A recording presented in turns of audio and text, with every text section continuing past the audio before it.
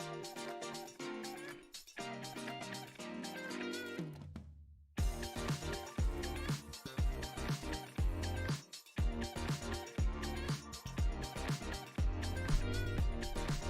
and welcome, my Edgy Entrepreneurs. Welcome back to the Edgy Entrepreneur Show. I am your host, Jenn Colmenares, and it is so lovely to have you back again. And let's give it up for my special guest who is back.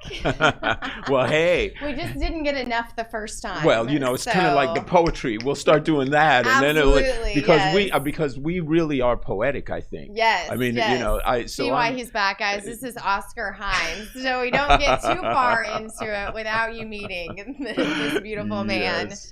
So yes, we did. We kicked it off, and here we are again. It was magical and ready to dig in a little bit deeper about, you know, kind of what an edgy entrepreneur is. Yes. And what does it take these days to be successful in business, but also take care of ourselves, put ourselves first so that we're feeding our souls. Mm-hmm. See, now that I love. Because I think when you say that, that's not typical of what people think of when it comes to entrepreneurship. They often were, okay, I got to go out, get this business plan, do this. Yeah, you got to do all of that.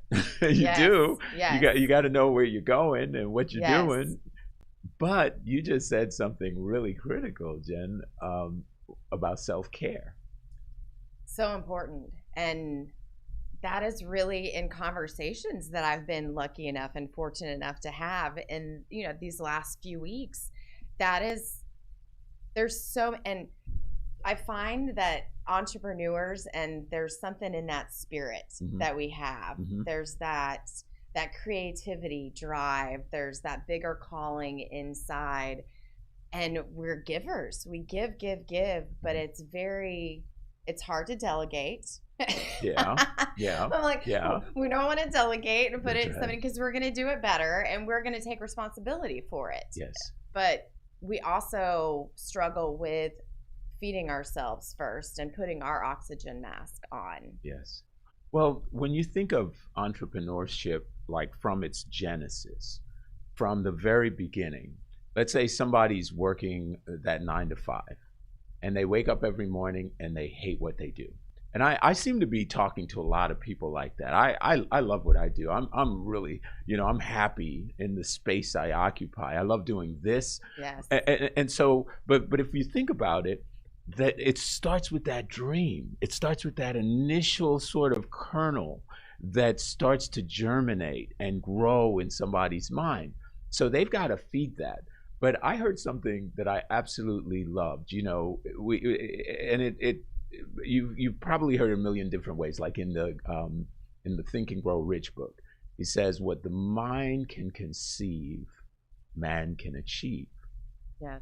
But another way that I've heard it put is that you would not have had that thought or that dream or that aspiration if it wasn't possible for it to manifest into reality.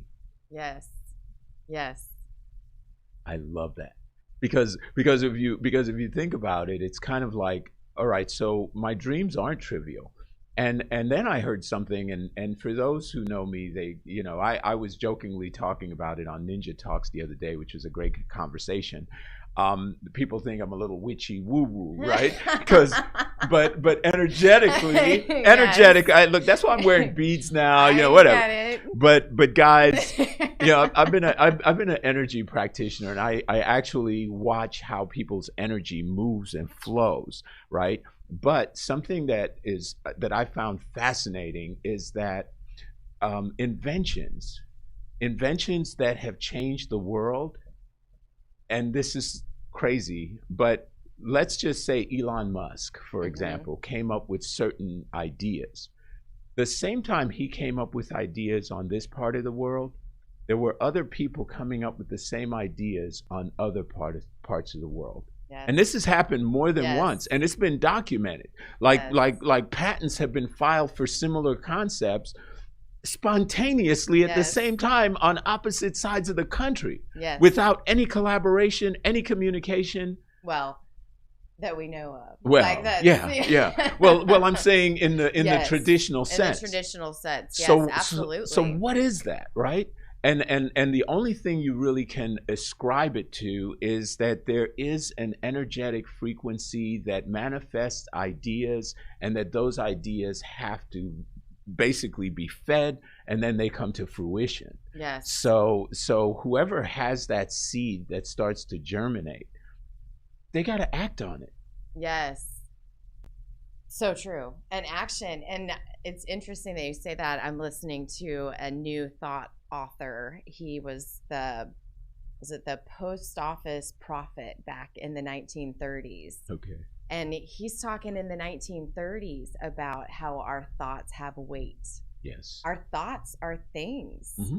They are something to be guarded and something to put weight to. Mm-hmm. So when you think about where your thoughts are going, you need to rein them in and stop it before it gets too far down that road that you're swirled up in. Now, not only is it a thought in your brain, but now it's manifested physically in your body. You're having an anxiety attack. You're stressed out. You're choosing to be overwhelmed. Yeah. You know? Yeah. And that's operative. Choosing. Yes. Yes. Mm-hmm. Definitely. It is a choice. All of it that we go and do throughout the day. Our feelings, our thoughts, our things, the way that we react is so important because the same energy field that you're talking about with those thoughts. Yeah. You know, it's Newton's law. You're putting it out there, so it's coming back to you. How do you want it to come back to you? Yeah. Well, you know, I saw a living example of this idea of a thought that could have been acted on, should have been acted on, and wasn't acted on. So probably, I don't know, 15 years, maybe 14, 15 years ago. You know, I've been salsa dancing for many moons, right? So I meet this lady at this time. I'm not going to mention her name, but I meet this lady. Wonderful foreign accent. She's from like a Russian republic. Let me go. And paint a little bit of the picture. Yeah. Salsa but dancing, Russian Republic accent. No. Wait a minute. This is not a conversation about some sultry seduction thing, Jen. For crying out loud. No. But so he's blushing, y'all. He really no. is. This was not that. This was not that. But she contacted me and she said, "Hey, we want to do this event, and it's going to be like a salsa event where we want to just bring out people as friends, not couples, just friends." Friends. No, friends. They're saying not with baddies. These are strangers, but she would invite a series of strangers to an event, different events, and this month it was going to be salsa. Next month it could be bird watching, and so on and so forth. Okay. And so it's like different events. And she asked me if, hey, would you kind of, since I know you're in that, would you help facilitate it? So I come and there's about 10 people. They don't know each other. I'm like, hey, we're going to do a little salsa. We have fun. We have a couple of margaritas and we have a great time. And so myself and this lady become friends, nothing more than just friends. Now I say that to say this, that if what I just described sounds like a great idea, she and I sat down and we said, this is an amazing idea. You need to create a company, create a brand, and start building on this, because it was non-threatening to the single people here. They didn't feel the pressure of dating. They were just hanging out. You make a friend. If it's something more, it's something more. Well, she had all these ideas, but she either because of fear or whatever didn't act on them. Years later, there is a company that does exactly that. Right. That we know as events and adventures. Yep. I was gonna say. And here's the crazy part. I've spoken to the owner of Events and Adventures. He and I had a wonderful conversation, and I said, let me tell you this little story. And I told him the story, and I said it was circa in 2001 or whatever it was, whatever the time period. And he said, that's funny, man. that's the year I started this company. And I was like, are you serious? He said, yeah, I'm so glad your friend had that idea maybe about 6 months before. He said, I'm glad I acted on it. And she didn't. Yes. And he starts laughing. It's a multi-million-dollar company now. So true. Yeah. So there's a real life example of spontaneous, yes. reaction yes. to things. Well, and you get them. You get the thoughts. And I think that it really takes being in touch with who you are. Yeah. At your core to be able to interpret those visions and to be able to have the strength to nurture and foster that vision that you have been given and then to act on it.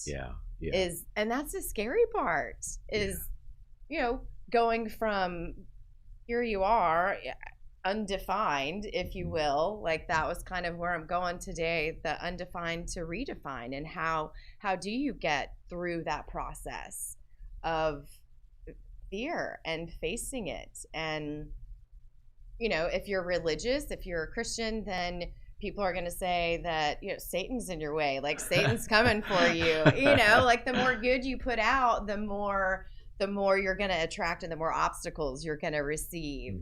And I kind of have a different take on that. I believe that the more obstacles you have, it's because you can handle them now. Yeah. You've been prepared by the universe because you took that previous step. So now you're able to take this step. Yes. Which is going to lead to new relationships and to new interactions and new horizons. Yeah. And almost every challenge we have that when you look back at your challenges in general, almost every challenge we have, we can say one thing with absolute certainty. Once we overcome whatever that challenge is, we're just stronger from that challenge. And we didn't die. And we didn't die. We did not die. But in fact, we got stronger from it. So, is that all you got? Come on. So true. Yeah. But you get fortified by that. And I was just mentioning this the other day, but my mantra is always the same. This is not happening to me. This is happening for me. Yes. It's happening for me right now. So how's this happening for me? How's it going to manifest? What is it going to look like? Yes. And then, that's the key to the whole thing. It's like that attitude. Because you mentioned just before, and I know we're about to take a break here, but I was just going to mention just before you mentioned that there's a lot of self-care that's needed. And in my mind, the self-care piece, it's so crucial because if you aren't centered within yourself, when that challenge hits, when that problem, when that obstacle hits, and those negative voices by default start creeping up inside your head, you're going to listen to them and then you're going to stop. Like my friend in the example earlier, she stopped. And she had a concept that had she just fed it a little more, nurtured it a little bit more, gotten more people excited about it, it would easily potentially become a multi-million-dollar company because this other guy did it. Right. And the friend I'm talking about, she's a doctor, like in her country, so she ain't no dummy. Right. So she was smart enough and hardworking. Definitely on that. We're going to take a short break, my edgy entrepreneurs, and we'll be right back. And we're going to talk more on the nuts and the bolts of really what self-care looks like and how to make that a priority.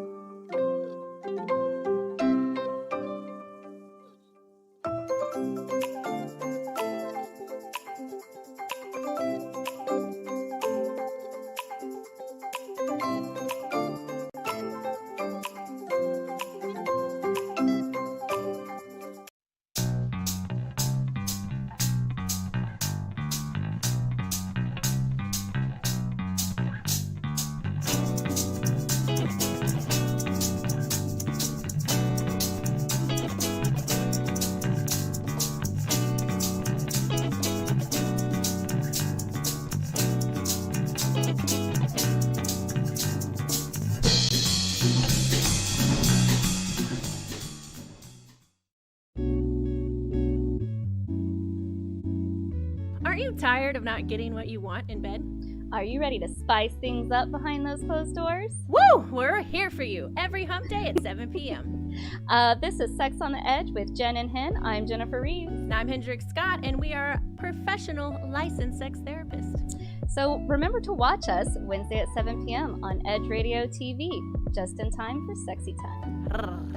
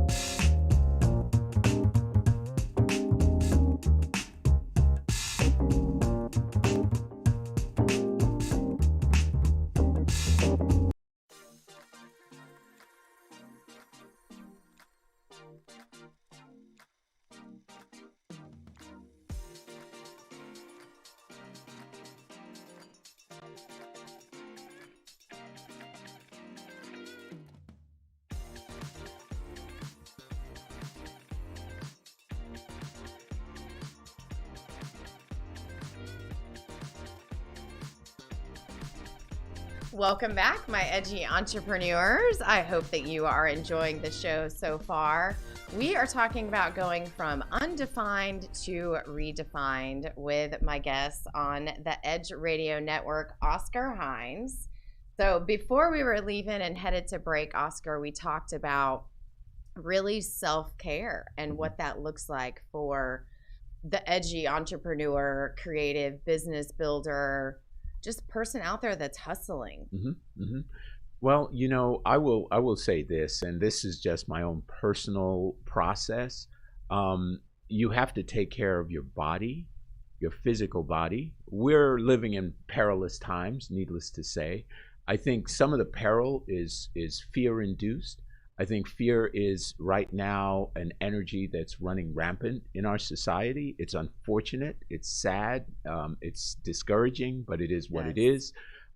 So we have to fortify ourselves. So the first way we do that is get up every morning and stretch and breathe and take a couple of really great nutritional supplements, because the food we're eating today is crap. It is. And it's amazing how easy it sounds to say, take a breath and breathe. Yeah. But that is there's something in my brain when I sit down, it's like I hear it on my meditation, take a deep diaphragmatic breath. And I'm like, but I don't want to. I want to breathe shallow right now, damn it. It feels so good. Yeah. I mean, there's almost this self-programming even that you know it's good for you. You know it's going to be helpful. You know you're going to feel amazing, but you're like that little 2-year-old. I don't want to. Well, there's an aspect to that. And I've been having some great conversations with people lately. And a friend of mine and I, we were chatting about this was about relationships, but we were specifically talking about people that were emotionally unavailable. Mm-hmm. And so I was explaining that the reason that somebody might continuously be attracted to someone emotionally unavailable is because that's what they were acculturated with in their family, right? And that's what they were comfortable with. So let's say you had a dad that didn't communicate with you and he was mean to you. Well, you find a guy in real life that doesn't communicate and he's mean, and something about you wants to fix him and attract to him and all of this stuff. Yes.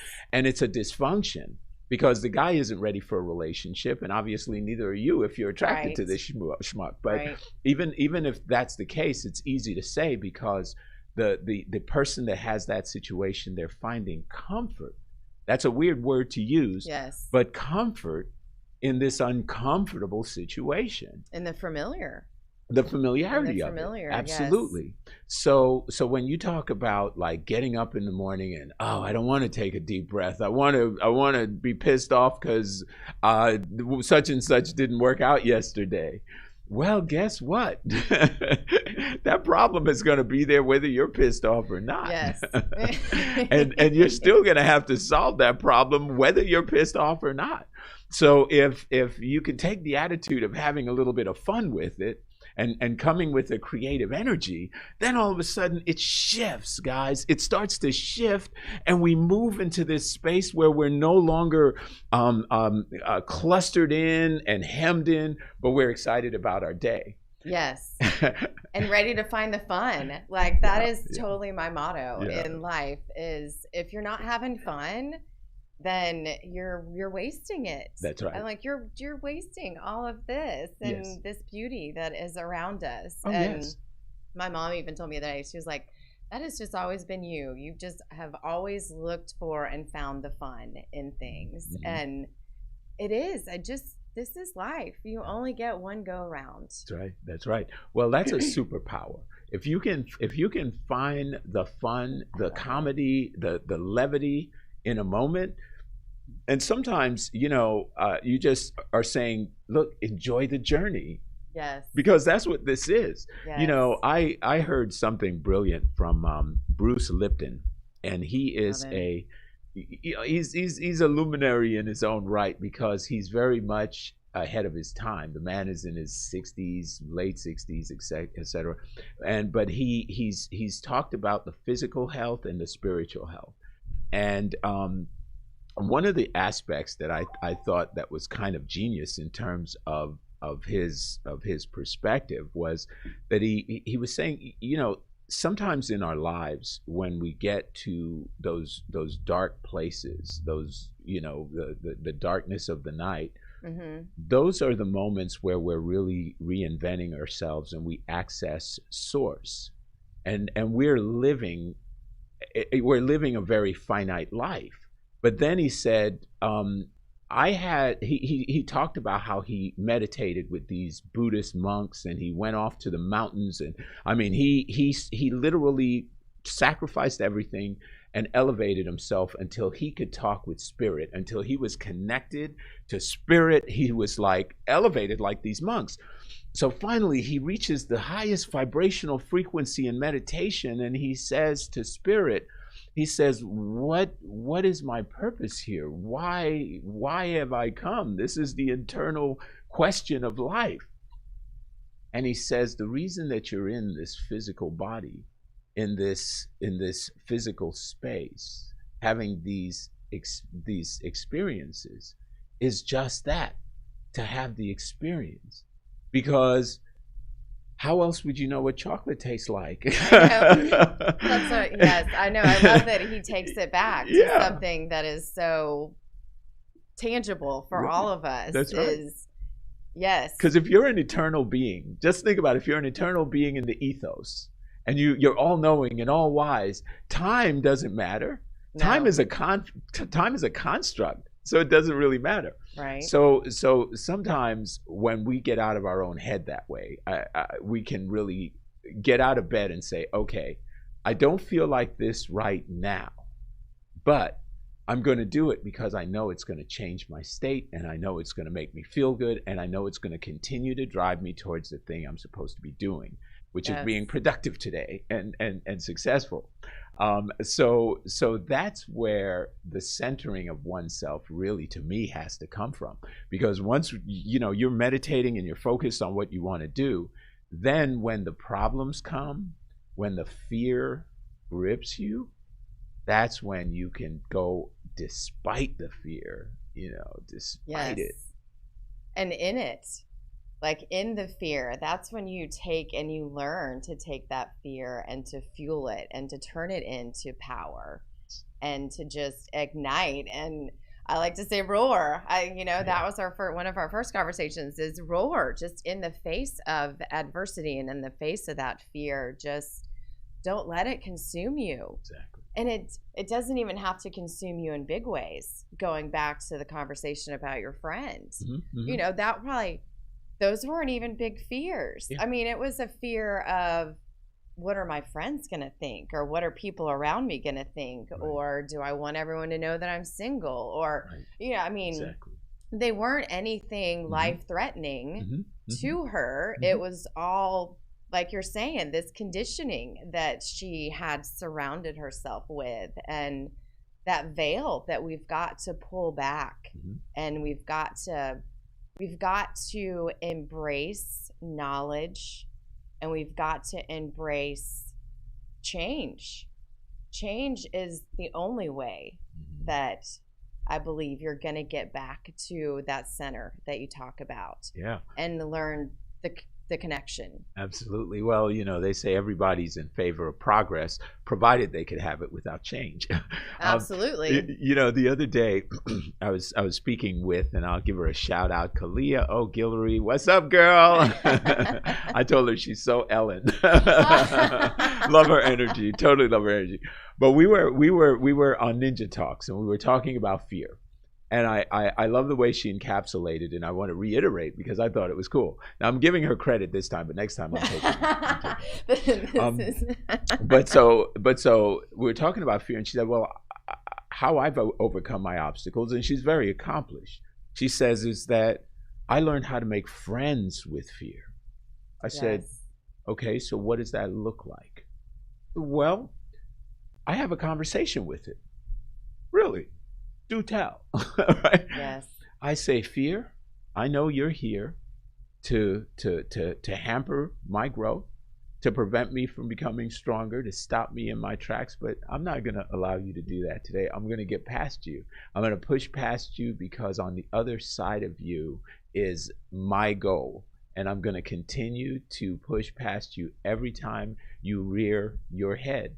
And we might as well be friends because I'm not stopping. I'm going to go despite you and continue to move forward. Yes. And I thought, wow, that's a cool way to look at that. Because if you say, I'm going to do this despite you, I'm going to get past it. And on the other side of that is your personal strength, your personal power. That's taking control of your stuff. Yes. I love that. It is. And it's so interesting even that you say that, because I have this conversation with my mom about fear and just laughing in the face of it, literally laughing in the face of it. Yeah. So overpasses in Houston are a huge thing for me. And it took one of those shifts of, man, do I really want to stop and go exit and go around and add 10 minutes to my route because I'm scared to go over this overpass. Wow. And I did. One day it was like, change your state. Yes. Change your state. Yes. And so instead of worrying about that overpass and how I'm going to route myself and, I'm going to take I-10 the Beltway or this way, it's, man, I can't wait to get there. I'm excited to be there. And oh boy, it's an overpass. I can't wait to see the view from up there. And what all is that going to, what am I going to see today? Yes. And it's the same physical emotion. I mean, it's the same physical feeling that I have, that anxiety, my palms sweat, the nervousness or the excitement. Yes. So do I want it to be nervousness or do I want it to be excitement? Exactly. And man, I like to find the fun. So I'm going for excitement. No, what I love that. And it reminds me when I teach people about public speaking, I often tell them that we want to make sure that the butterflies, as they say, are flying in formation. You can take that same nervous energy and you can condense it into this powerful laser focused beam that bursts right on the scene. So folks, you're listening to The Edgy Entrepreneur here on the Edge Radio Network. We are located at 415 West Gray. Going to be having some great events. I'm going to talk about those a little bit towards the end of the show, but we want to encourage you to stick in, hang out with us. Jenn Colmenares is in the house with Oscar Hines. We'll take a break. We'll be back in just a moment here on The Edgy Entrepreneur.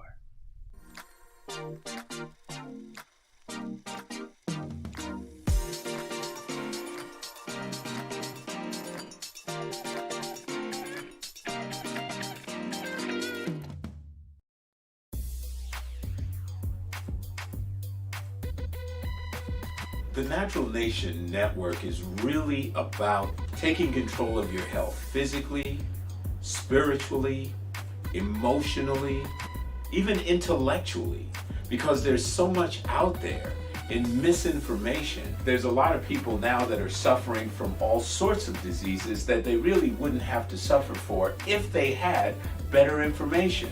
And that's what we're here to do. Provide information that can save lives. The mind and the body are totally connected. Health can be really serious, and sometimes we just have to lighten it up a little bit while we're still providing substantive information. And my sort of mantra on the salsa dance floor is kind of similar.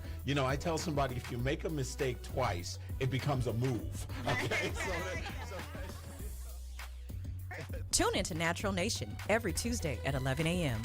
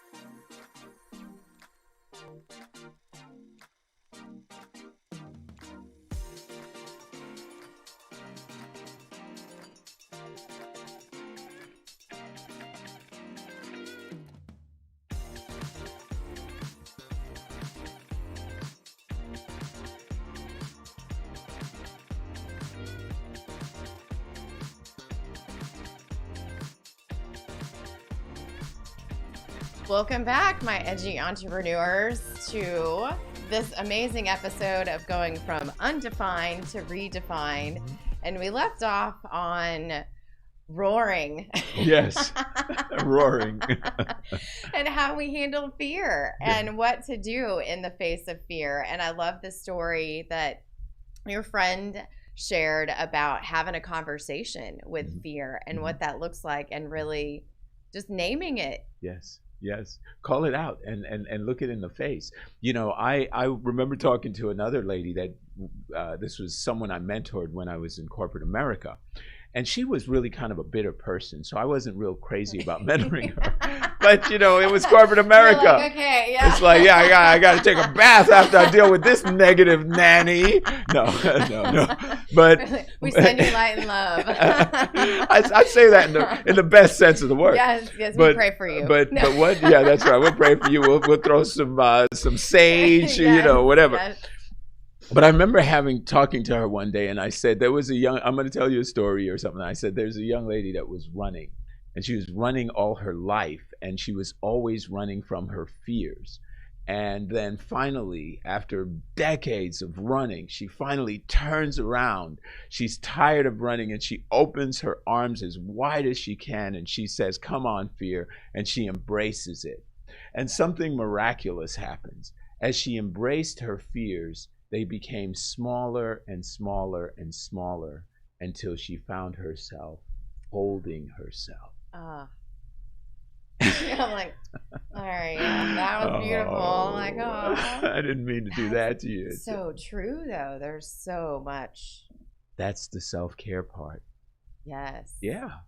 I mean, and it was something she could not grasp where she was. But I said, so just turn around and embrace the fear.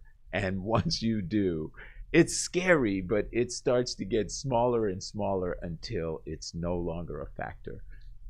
And finding it. I mean, so often you don't even know that it really is fear.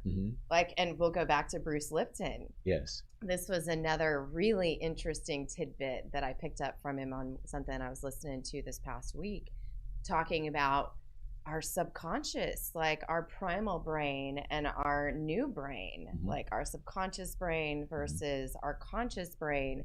And our subconscious brain processes like 40 million bytes of data around us in a second. That's right. 1 second, it's picking up 40 million pieces of data versus our smaller brain up here in the front, our conscious, is picking up about 4D in a second. Yeah. So, and this is where the magic happened for me in being able to see this 40 million information data a second, and then 40. How much of that in overlap are you not seeing? So you're only aware of like not even 1% of what happens to you in your day. So you're conscious in that front brain and have the ability to change your patterns that 1% of your day. So how powerful is it to see that and realize it, and then to grasp and to own that 1% that you get of that a day, and to really be aware of the patterns that you're telling yourself. Yes. I mean, it's almost like we have this Jekyll and Hyde that we don't know really. That's right. What's going on, because we're so in it that we're not aware of it. So how do you, self-care wise, I mean, how do you, for me, it's meditation. I plug in. Yes. No, you're exactly right. Sometimes it's meditation. Other times we can do what we call the Benjamin Franklin. He had a very simple way of solving dilemmas and crisis. He wrote pro or positive, yes on this side, no on that side, and began listing all the different things. And whichever list was weightier, that was the one that took precedence. And you know, as simple and practical as that sounds, you know, sometimes we might be afraid, and we're trying to decide, should we engage or not? Should we do this or not? We'll start listing those things. And I think that's going to help you to get clarity. But then there's this other voice, and that's what you're talking about, Jen, which I love this. You know, we sometimes call it the reptilian brain, or subconscious mind is probably the most common way it's referred to. I think the reptilian brain is more of a sort of knee-jerk reaction, instinctual reaction, fight or flight, right? The sympathetic, parasympathetic. But when we start thinking about this intuition is a wisdom that is sort of inherent to your beingness. Your gut tells you. People may not realize this, but in your brain, your heart, and your gut, those are the only 3 places on your body that does not completely regenerate all the cells within 7 years. Every other cell. No, I did not know that. Yeah. Every other cell regenerates completely. This is a whole new body from 7 years ago. And I knew that but I didn't realize that. But brain, heart, and gut. Interesting. And there's a reason for that. There's an energetic and physiological reason that the gut is also got neurons in it, just like the heart has neurons in it, just like the brain has many neurons. You know, the brain has tens of thousands of neurons. The heart has 40,000 neurons. Wow. And that's what the neurons are, for those who may not be familiar. You know, you have neurosynaptic firings. That's how you retain memory. Yes. So in other words, memory is stored not only in the brain, but in the heart, but a little bit also in the gut. So you have a feeling, like a dropping, dread-based feeling, and it's in your gut. What is that telling you? Should you trust this new person that you just started dating? Something wasn't right, but they're so nice. So should I go to their house right now? Whatever. You never know, right? But my point is, or should safety first, guys. Safety first, right? Social distancing. Social distancing. So, or should I make this business decision? Should I become partners with this group or this company or whatever? And those are all scary also. So yeah, the yays and the nays, that's the logistical, practical side. You can determine what the threat level is in this business that you're in. Right. And you can go through that kind of business analysis. And in addition to that, you also have to go back and you have to ask yourself, let's have a gut check right now. You know, how's my gut feeling about this or this person or this opportunity or whatever? Yes. And it's in those moments that, you know, that change happens. You know, I had an experience many, I can't say many 20 some odd years ago. And you're just a spring chicken. Yeah, exactly. Like I was 10 when this happened. But I was put in a position where I could buy an acting and modeling school. And I had turned it around because I was working inside the acting and modeling school already. Anna Nicole Smith, you remember her, the model? So she was the claim to fame of this modeling agency and acting school. So it had some credibility. It's up there in Champion Forest. And here, I know it well. Oh, do you? Well, don't say the name, just so in case, you know, someone's listening. Well, this you may not know, and we got to talk off air. But I'm gonna spill the beans on this, okay? Because you may or may not know this, and I don't know how you're connected to this. Right. But yeah, we're all connected. We're all connected somehow. Well, that's interesting. This history. Okay, so I am put in a position where an offer is made to me because what I was able to do, and I was coming from corporate America, was I showed the owner how to take their revenue from about $8,000 a week, which was good, right, to $15,000 to $20,000 a week. And I was doing that consistently, and it was blowing their mind. And I can tell you, I collected a very nice commission for that. So, oh man, it was like, whoa, what car am I going to buy this week? No, it wasn't that. But seriously, it was really nice, right? But I was saving, and then the idea was that there was an opportunity to possibly buy that facility.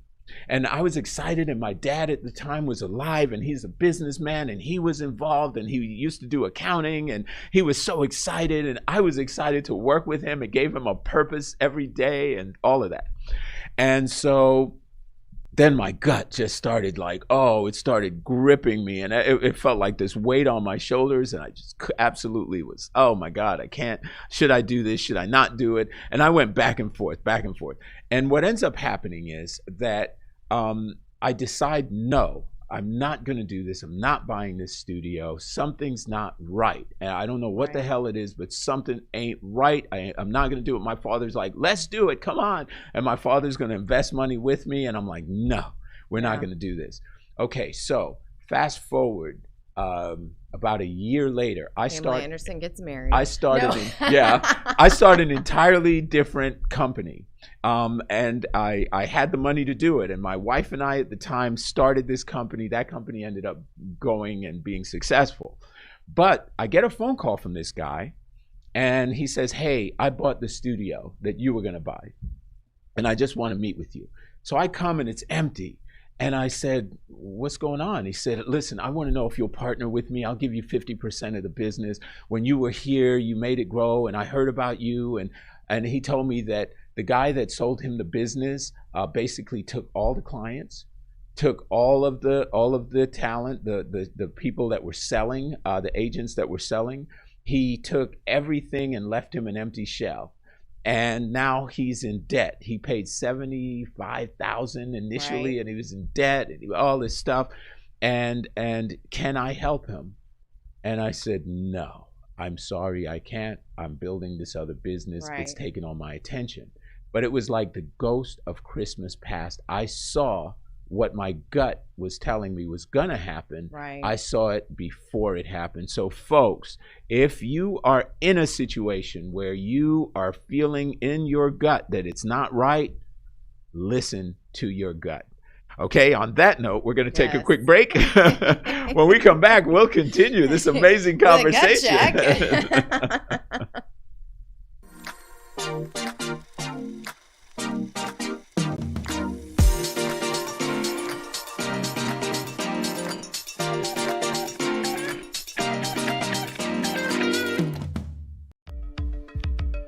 Are you a small business owner concerned about the downturn in the economy? Top business leaders like Mattress Mac and Warren Buffett will tell you that now is the time to promote your business more than ever. People need your services. Your business needs an edge. Learn about special advertising packages for small businesses right here on Edge Radio. Find out more, give us a call at 281-744-0446. That's 281-744-0446. Edge, because truth still matters.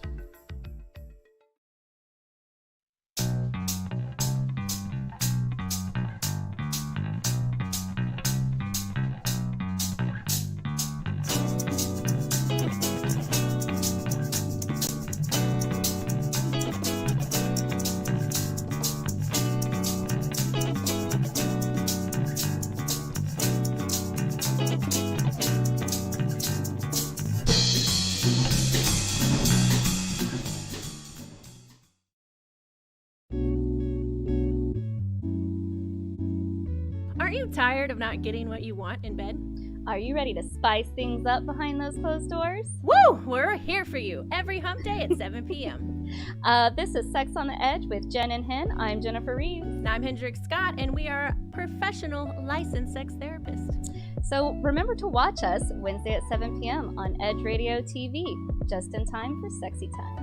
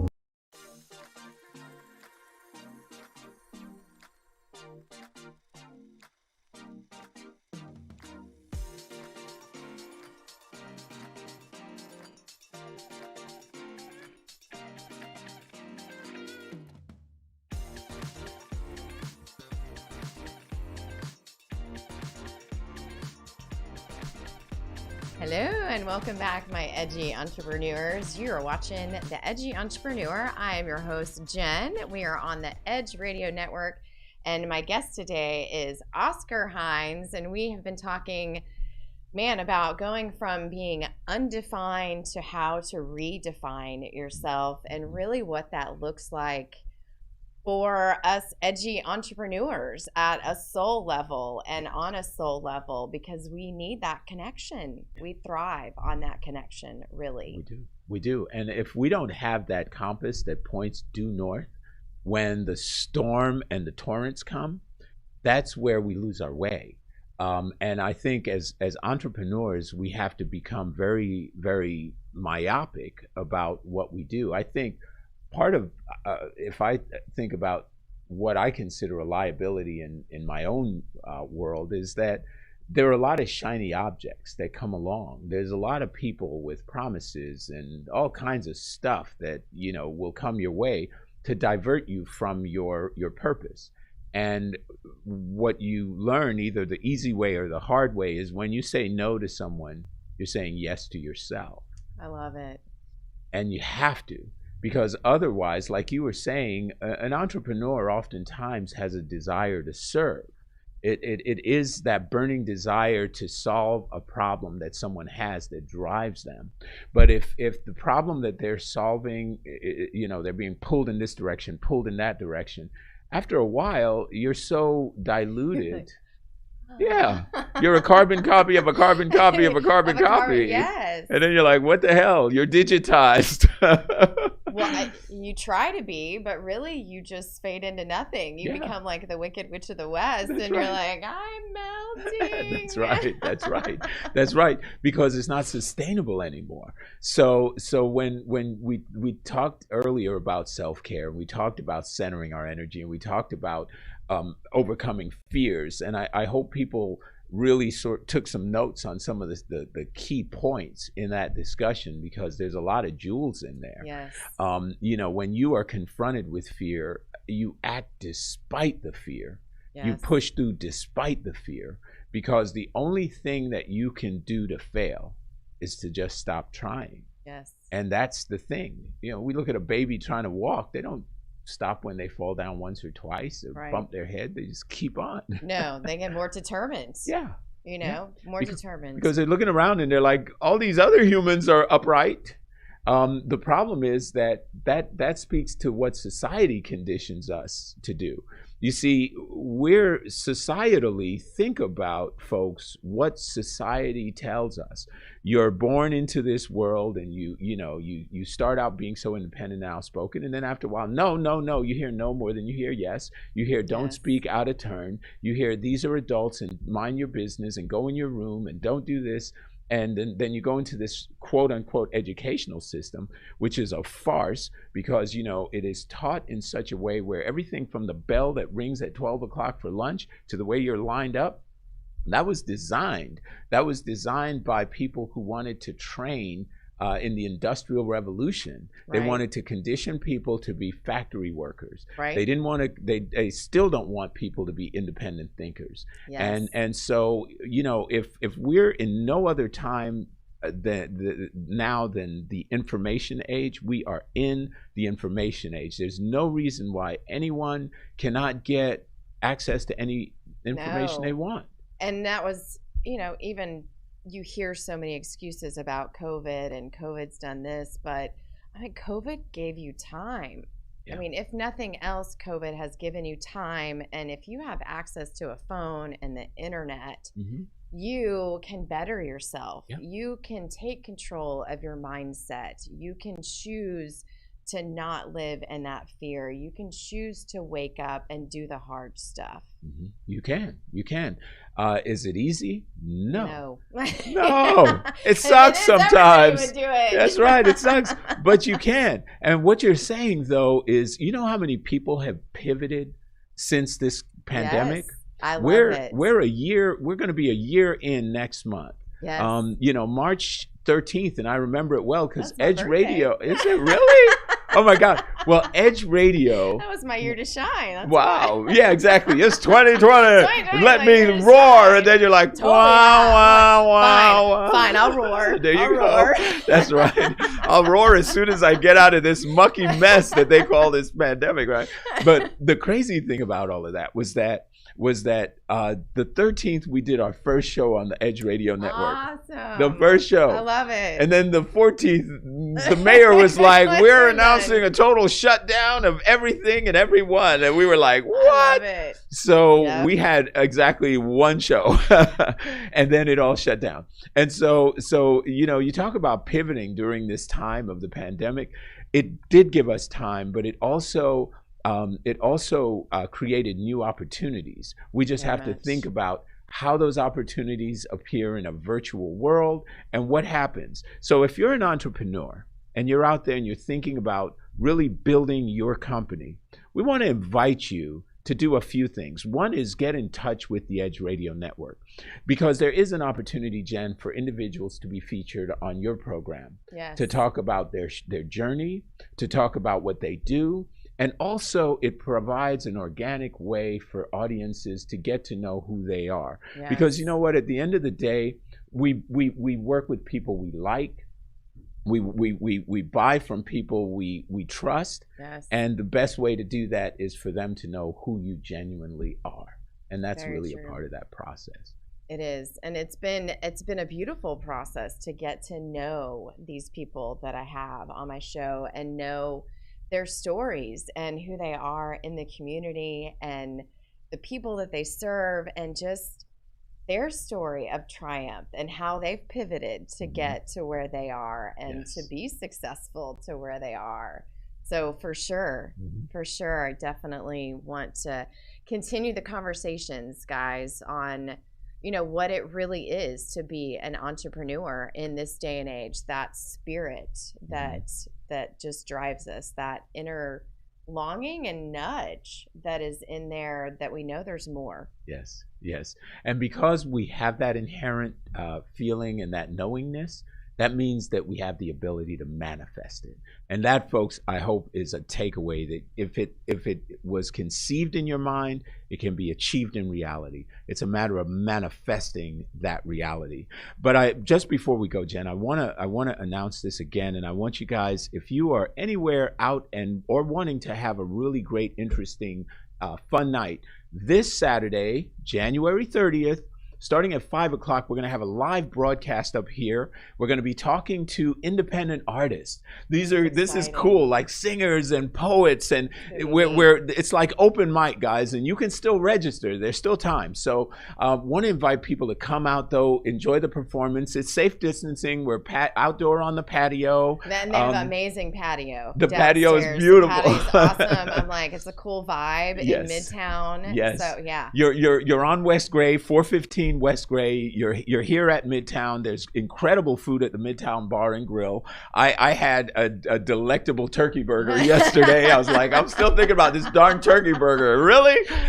So great food. And then also you'll have a chance to see some dynamic artists that are really right cool here in Houston, free admission. So be sure to come on out. Happy hour starts at 7. The margaritas are killer here. Okay. I'm just saying. Last time I was like, by the end of the half of I'm dropping the F-bomb. Oh, wait a minute. What just happened? So I don't want to, but I can be an edgy entrepreneur. So folks, I'll try not to drop the F-bomb, I promise. No. But folks, be sure to come out this Saturday. It all starts at 5 p.m. And thank you, Jen, for having me today. Yes. This was a great conversation. Yes, absolutely. Just absolutely beautiful conversation. And like you said, if you guys are struggling, if you're tired of trying to fit into somebody else's box and you just need that accountability in that community, then drop us a comment below, or you can always find me on JennColmenares.com and on the Edgy Entrepreneur on Facebook, so where we continue the conversation after my show. I will see you guys there until next Thursday at 10 o'clock. Go out and be the change that this world needs to see.